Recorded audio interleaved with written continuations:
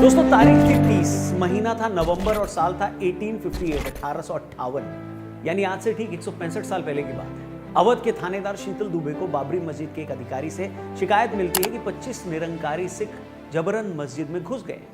न सिर्फ वो मस्जिद में दाखिल हो गए हैं बल्कि वो वहां हवन पाठ भी कर रहे हैं और तो और उन्होंने मस्जिद की दीवारों पर राम का नाम भी लिख दिया है।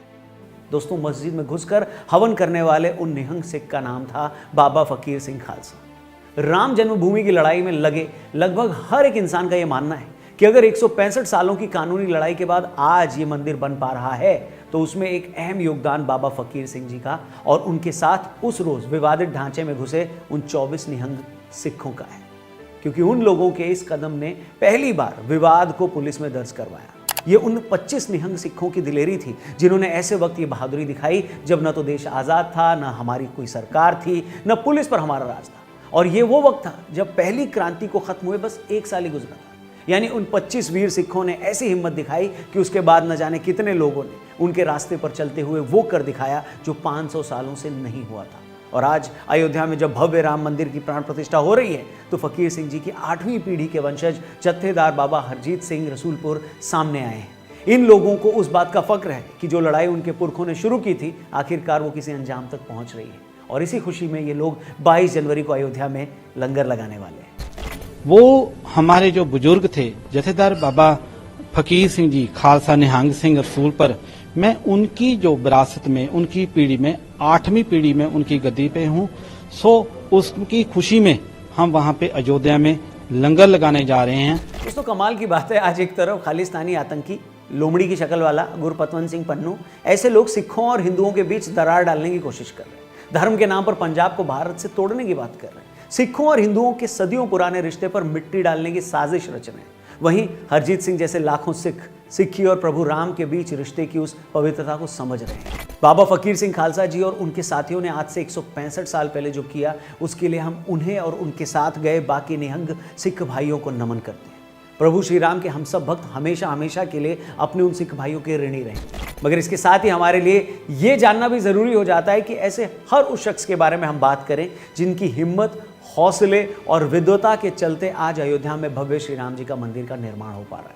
यूं तो ऐसे हजारों लोग हैं, मगर कोशिश करेंगे कि आज उन लोगों की खास तौर पर चर्चा की जाए जिनके बारे में या तो हम कम जानते हैं या उतना नहीं जानते। ऐसे ही एक दिव्य पुरुष है जगत गुरु रामभद्राचार्य जी। अगर दोस्तों मैं ये कहूं कि जगत गुरु रामभद्राचार्य जी मौजूदा भारत के सबसे विद्वान शख्स हैं तो शायद ये गलत नहीं होगा। अगर मैं ये कहूं कि वो इकलौते ऐसे शख्स हैं जिनकी एक गवाही से पूरे के पूरे अयोध्या विवाद की गुत्थी सुलझ गई तो भी गलत नहीं होगा। अगर मैं ये भी कह दूं कि अयोध्या को लेकर 150 साल से ज्यादा वक्त से चला आ रहा कानूनी विवाद सिर्फ उनकी वजह से सुलझ पाया तो ये भी अतिशयोक्ति नहीं होगी। यकीन मानिए दोस्तों, जब मैं आपको उनकी कहानी बताऊंगा तो आपके पूरे बदन में सिरहन दौड़ जाएगी, आपके रोंगटे खड़े हो जाएंगे। इससे पहले मैं इतिहास के उन पन्नों को पलटूं और उस पर अपनी राय, अपनी ओपिनियन दूं। आप भी अगर अपनी ओपिनियन और अपनी राय देकर कुछ पैसे जीतना चाहते हैं तो प्रोबो ऐप डाउनलोड करें। डिस्क्रिप्शन में उस ऐप का लिंक दिया है। कई सारी कैटेगरीज हैं, उसमें कई सारे सवाल हैं। सिर्फ यस या नो यानी हाँ या ना में आपको अपनी ओपिनियन देनी है। एक सवाल आपको क्रिकेट का भी मिल जाएगा। इंडिया वर्सेस इंग्लैंड टेस्ट शुरू हो रहा है 25 तारीख से। क्या लगता है भारत जीतेगा, यस या नो? एंटरटेनमेंट कैटेगरीज के भी कई सारे सवाल हैं। बस आप ऐप डाउनलोड करो, यस या नो में अपनी ओपिनियन दो और ढेर सारे पैसे जीतने का मौका पाओ। वीडियो में आगे आओ। दोस्तों मैं बात कर रहा हूं जगत गुरु रामभद्राचार्य जी और राम मंदिर निर्माण में उनके अमूल्य योगदान की। आपको बता दूं जगत गुरु जी का जन्म 15 जनवरी 1950 को हुआ। पैदा होने के 2 महीने बाद ही उनकी आंखों की रोशनी चली गई। वो न लिख सकते हैं, न पढ़ सकते हैं और न ही ब्रेल लिपि का उपयोग करते हैं। वो केवल सुनकर चीजें याद रखते हैं। मगर इसके बावजूद उन्होंने 22 भाषाओं में महारत हासिल की। वो इस समय भारत में तुलसीदास जी पर सबसे बड़े विशेषज्ञ माने जाते हैं।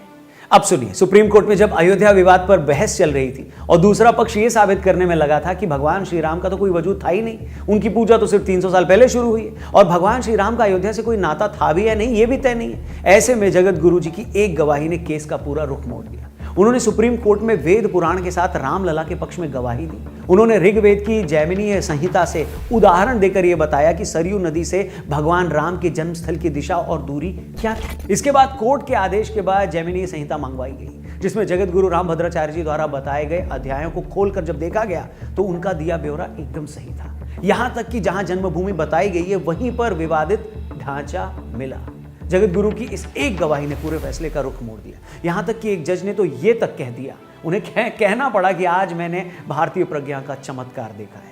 जो आदमी आंखों से देख नहीं सकता वो वेदों और शास्त्रों के विशाल वाक्यांश से एग्जाम्पल पेश कर रहा है। ये वाकई कमाल है। दोस्तों आप ही बताइए, इससे ज्यादा अनुपम और दिव्य अनुभूति कोई हो सकती है क्या? एक ऐसा शख्स जो अपने जन्म के साथ ही अपनी आंखों की रोशनी खो देता है, जो न पढ़ सकता है न लिख सकता है, वो हजारों सालों पहले लिखे वेद पुराणों के ब्यौरों का इतनी सटीकता से वर्णन करता है कि देश की सबसे बड़ी अदालत को भी उसकी गवाही के सामने नतमस्तक होना पड़ता है। उनकी एक इस गवाही ने विरोधी पक्ष के उस झूठ की बखिया उधेड़ दी जो ये साबित करने पर तुले थे कि भगवान श्री राम का कोई वजूद है ही नहीं और उनकी पूजा तो बस कुछ ही 100 साल पहले शुरू हुई। आपको बता दें, जगत गुरु जी वर्तमान में चित्रकूट में रहते हैं। उनका वास्तविक नाम गिरधर मिश्रा है। वो रामानंद संप्रदाय के 4 जगत गुरु रामानंदाचार्यों में से एक है। आज अगर दुनिया भर में फैले 100 करोड़ हिंदुओं को भगवान श्री राम के भव्य मंदिर का सुख मिल रहा है तो इसमें जगत गुरु जी का बहुत बड़ा रोल है और उनके इस भूमिका के लिए हम सब की तरफ से हम उन्हें कोटि कोटि धन्यवाद और नमन करते हैं। जेल गए, 8 दिन सतना जेल में रहे, पुलिस के डंडे खाए और डंडे खाने पर ये मेरी कलाई टेढ़ी हो गई है।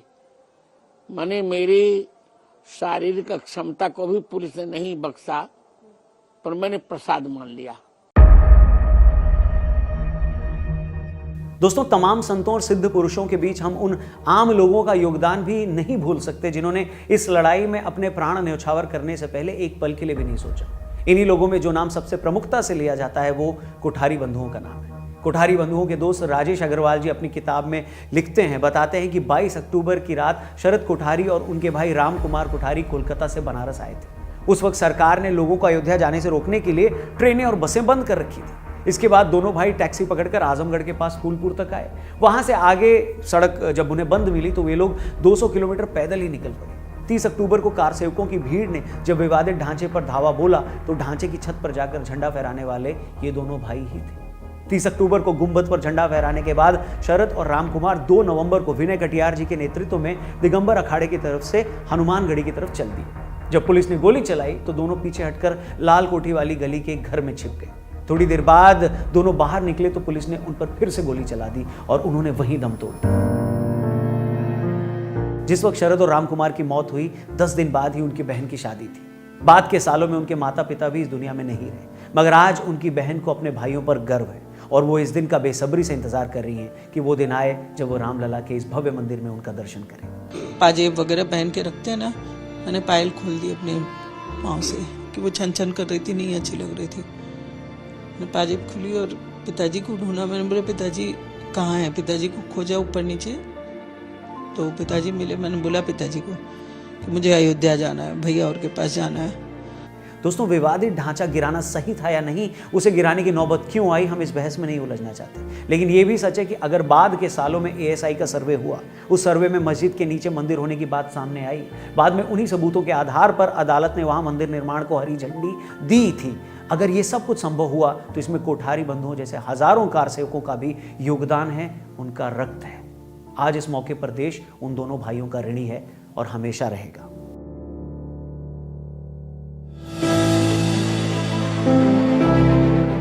दोस्तों अगस्त 2020 में जब अयोध्या में राम जन्मभूमि का भूमि पूजन हुआ तो पूरे देश से खुशी और उत्साह की तस्वीरें सामने आ रही थी, मगर एक तस्वीर जिसने पूरे देश का दिल जीत लिया, एक तस्वीर जिसमें मौजूद शख्स की तुलना लोग प्रभु श्री राम के सेवक और भक्त हनुमान जी से करने लगे, वो तस्वीर थी 95 साल के पराशरण जी की।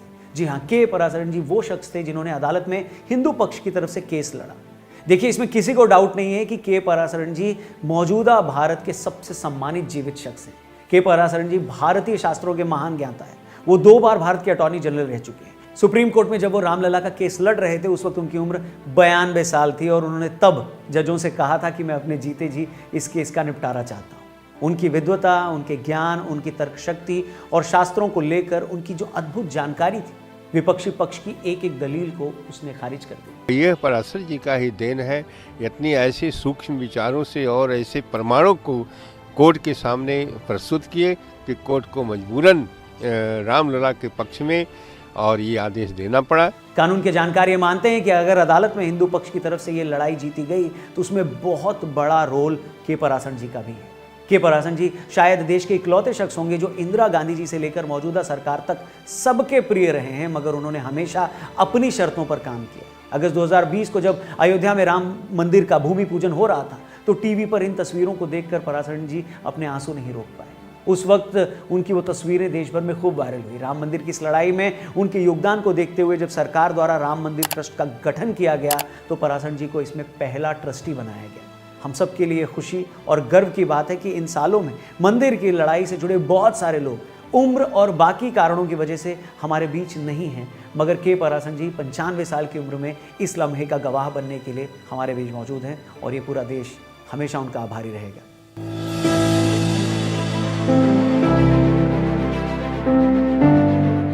दोस्तों, एक और शख्स जिन्हें मंदिर आंदोलन का मुख्य आर्किटेक्ट माना जाता है वो है विश्व हिंदू परिषद के अध्यक्ष रहे दिवंगत अशोक सिंघल जी।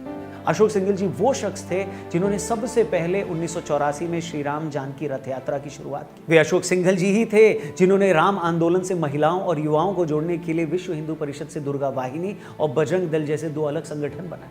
वो अशोक सिंघल जी ही थे जो 1989 में राम नाम की पहली ईंट सिर पर लेकर अयोध्या के लिए निकले थे। वो अशोक सिंघल जी ही थे जो भारी पुलिस बल को चकमा देकर 1990 में भेष बदलकर अयोध्या पहुंचे थे। 70 के दशक में संघ से जुड़ने के बाद विश्व हिंदू परिषद के गठन से लेकर 2015 में अपनी मृत्यु तक अशोक सिंघल जी ने अपना पूरा जीवन, अपनी पूरी लाइफ सिर्फ और सिर्फ राम मंदिर के सपने को साकार करने में लगा दिया। वो आज हमारे बीच नहीं है, मगर वो जहां कहीं भी होंगे अपने इस सपने के साकार होने पर बेहद खुश होंगे। राम मंदिर का निर्माण उनके जीवन का सबसे महत्वपूर्ण लक्ष्य था और उसके लिए उन्होंने जो संघर्ष किया उसके लिए वो हमेशा याद रखे जाएंगे। दोस्तों, मंदिर निर्माण के लिए अपनी पूरी लाइफ दे देना, अपना जीवन खपाने वालों की सूची में शामिल अगर मैं एक एक शख्स के नाम का यहाँ जिक्र करूँ तो शायद ये प्रोग्राम कुछ घंटों नहीं बल्कि महीनों तक चलता जाएगा। फिर भी इस आंदोलन में अपनी रथ यात्रा के जरिए लाल कृष्ण आडवाणी जी ने जो भूमिका निभाई उससे आज का हर एक शख्स परिचित है। हम यूपी के पूर्व मुख्यमंत्री कल्याण सिंह साहब को भी कैसे भूल सकते हैं, जिन्होंने पिछली सरकारों की तरह कार सेवकों को रोकने के लिए गोली नहीं चलाई। भले ही इसके चलते उनकी सरकार चलेगी, मगर उन्होंने कार सेवकों का खून बहाने का पाप नहीं किया। उसी तरह रामायण जैसे धारावाहिक के जरिए हमारी पीढ़ी को भगवान श्री राम के चरित्र और उनकी महिमा से वाकिफ कराने का जो काम रामानंद सागर जी ने और उस सीरियल के किरदारों ने किया, उसके लिए भी ये देश उनका आभारी है। 40 के दशक में फैजाबाद के जिलाधिकारी रहे के नायर साहब का नाम भी मैं यहाँ लेना चाहूँगा, जिन्होंने उस वक्त के प्रधानमंत्री जवाहरलाल नेहरू जी के भारी दबाव के बावजूद विवादित ढांचे में अवतरित हुई भगवान श्री राम जी की मूर्ति को हटाने से मना कर दिया था। उन्होंने क्लियरली बोला कि ऐसा करने से लोगों की भावनाएं आहत होंगी, आप कहें तो मैं इस्तीफा दे देता हूं, लेकिन मैं ऐसा नहीं करूंगा। दोस्तों, क्या आप इमेजिन भी कर सकते हैं कि सिर्फ लोगों की भावनाओं का सम्मान करते हुए एक जिला अधिकारी देश के प्रधानमंत्री से उलझ जाएगा? मगर नायर साहब ने उस वक्त ऐसा ही जज्बा दिखाया और वो किसी के आगे झुके नहीं। और आखिर में एक जिक्र इतिहासकार पीवी लाल साहब और के मोहम्मद साहब का भी बनता है। हमें ये मानना ही पड़ेगा कि जब भी अदालतों में किसी मामले पर कोई फैसला लिया जाता है या अदालत फैसला लेती है तो आखिर में वो सबूत ही देखती है। विवादित ढांचे की जगह पहले वहां मंदिर था, इस बात के सबूत तो बीबी लाल साहब और के मोहम्मद साहब के आर्कियोलॉजिकल रिसर्च से ही सामने आए। उन्हीं के सर्वे से ये साबित किया जा सका कि जिस जगह विवादित ढांचा था वहां कभी प्रभु श्री राम का मंदिर था। दोस्तों, मैं जानता हूं इतने लोगों को शामिल करने के बावजूद अब भी बहुत से नाम छूट गए। बेशक इसमें हमारी मौजूदा केंद्र सरकार और यूपी सरकार के मुखिया का नाम भी शामिल है, क्योंकि आखिरकार उन्हीं के पीएम और सीएम रहते तो इन मामलों में तेजी आई, अदालती फैसले आए और आखिरकार उन्हीं के सत्ता में रहते भव्य राम मंदिर की प्राण प्रतिष्ठा भी हो रही है। बेशक उनको भी बराबर का श्रेय जाएगा। और यहाँ ये भी अंडरलाइन कर दूं दोस्तों कि ये अवसर इतना बड़ा है, ये खुशी इतनी बड़ी है, ये अनुभूति इतनी दिव्य है कि हर इंसान जिसने इस सपने को साकार करने में मदद की है, हमें उसे श्रेय देना ही चाहिए। इस बात की रत्ती भर परवाह मत करिए कि दूसरा खेमा क्या कहेगा, लोग क्या कहेंगे। भैया, जो लोग खुद मंदिर का न्योता ठुकरा कर बैठे हैं वो किसके लिए क्या कहते हैं, इसकी परवाह किसे है? बताइए। जो लोग कभी चाहते ही नहीं थे कि ये मंदिर बने, उनसे सर्टिफिकेट मांग भी कौन रहा है? लो, देखिए, हमें लगता है ये मौका ऐतिहासिक है, ये काम ऐतिहासिक है, इसलिए हर उस आदमी को इसका क्रेडिट हम देंगे जिसने ये इतिहास रचा है या इसमें मदद करी है। उसमें हमारे संत भी हैं, कारसेवक भी हैं, नेता भी हैं और हर वो आम भारतीय भी है जिन्होंने अपनी हैसियत से बाहर जाकर चंदा दिया है। इसमें वो बुजुर्ग भी हैं जो आज घर घर जाकर लोगों को प्राण प्रतिष्ठा के न्योते के अक्षत बांट रहे हैं। इसमें वो गरीब भी शामिल हैं जिन्होंने अपनी झुग्गियों पर श्री राम लिखे झंडे लगा रखे हैं। और इसमें वो गरीब आदिवासी महिला भी शामिल है जिसके घर जब कुछ लोग चंदा मांगने आए तो उसने अपने पड़ोसियों से 11 रुपए उधार मांगकर चंदा दिया, मगर उन्हें खाली हाथ जाने नहीं दिया। ऐसा इस देश का जज्बा है और ये है लोगों के अंदर की खुशी। बस इसी खुशी को आप महसूस करते रहिए और इसे दूसरों तक भी जरूर पहुंचाइए। बाकी वीडियो पसंद आया हो तो प्लीज इसे जरूर शेयर करिएगा, हमारे चैनल को भी सब्सक्राइब करिएगा, फेसबुक पे देख रहे हैं तो हमारे पेज को जरूर लाइक करिएगा। बाकी अगर आप अपनी ओपिनियन देकर पैसे पाना चाहते हैं तो डिस्क्रिप्शन में आपके लिए मैंने प्रोबो ऐप का लिंक डाला है, उस पर क्लिक करके इस ऐप को डाउनलोड करिए। 25 रुपीज का वेलकम बोनस मिलेगा। हाँ या ना में आप अपनी ओपिनियन देकर पैसे जीत सकते हैं। चलने से पहले और एक बार तहे दिल से शुक्रिया इस वीडियो को पूरा देखने के लिए। पसंद आई हो वीडियो तो प्लीज इसे जरूर शेयर करिएगा। अपना ख्याल रखिए, जल्दी मिलते हैं। जय हिंद, जय श्री राम।